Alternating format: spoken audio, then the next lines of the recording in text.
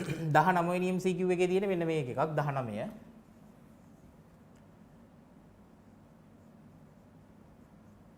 මෙහෙම තිබුණා කියලා කලබල වෙන්න එපා. x dot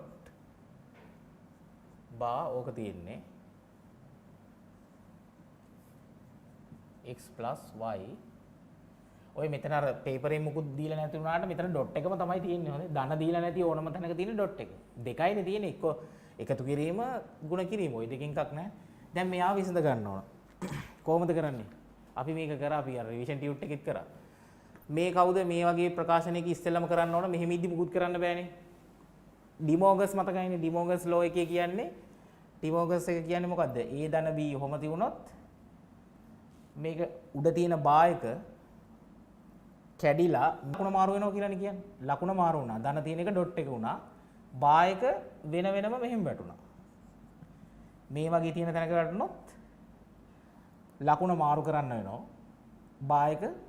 බා එක කඩන්නෙම මේ කලින් වෙලාවේ තියුණ ලකුණ මාරු කළා. එච්චරයි. මෙතනින් එතකොට විසඳගන්නේ කොහොමද? මේක එතකොට මෙතනින් කැඩෙනවා මේක ධන වෙනවා. මේ බා එකට උඩින් තව බා එකක් වැදෙනවා. මේක තියෙනවා මේකට උඩින් තව බා එකක් වැදිනවා. මෙයාගේ වෙන්නේ ධන ලකුණ ඩොට් එක වෙනවා. x එක බා වෙනවා y එක බා වෙනවා. පළවෙනි වටේ ඔන්න ඕක විසඳෙන්නේ. ඩිමෝගස් ඇප්ලයි වුණාම. මේ බා එකට උඩින් බා එකක් ගහනවා කියන්නේ ඔකට ලෝ එක කියන්නේ ඩබල් කම්ප්ලිමන්ට්. ද්විත්ත ප්‍රතිලෝම න්‍යාය කියන එක. ඒකේට කැපිලා යනවා. ඒ කියන්නේ මෙයාට මෙයා කැපිලා ගිහිල්ලා normal x y ඉතුරු වෙන්නේ. මෙයා තවදුරටත් ඔහොමම තමයි. හරි. දැන් මොකද්ද වෙන්නේ? දැන් මේක මෙයාත් පොඩ්ඩක් බ්‍රැකට් කරගත්තොත් අපි අර මේ පටල ගන්න එපා. මෙන්න මෙතන එකක් මේ වගේ එකක් කරන්නේ මතකනේ. A ධන B A ධන C ඔය වගේ ආපු වෙලාවට විසඳ ගන්න මොකද්ද කරන්නේ? මෙයාව මේ විදිහට වැඩ කරා මෙහෙම වැඩ කරා. ඒක මේකට කරන්න පුළුවන්ද? හේතුව මේකේ තියෙන මේ A ධන B A ධන C.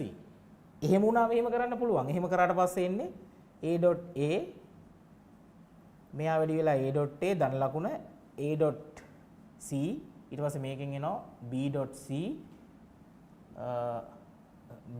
B.A ඔන්න ඔහොම එන්නේ. ඒ අර ධන මේක එහෙම කරන්න බෑ. මේතන තියෙන්නේ එහෙම කරන්න බැරි හින්දා මේක වෙන්නේ මෙයා වැඩි මේ සෙට් එකම වැඩි වෙනවා වෙන වෙනම මේ දෙන්නගේ. එක සැරයක් එනවා මෙන්න මේව x bar dot y.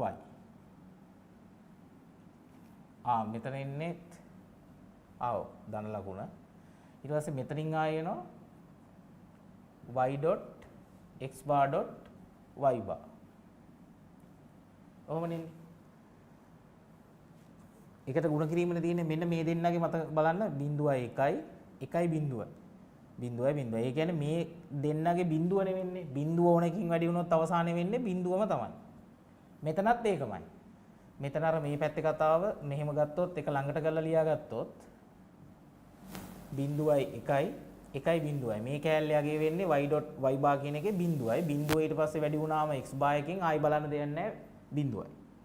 මේ සෙට් එකත් බිඳුවයි. අවසානයේ උත්තරේ බිඳුවයි.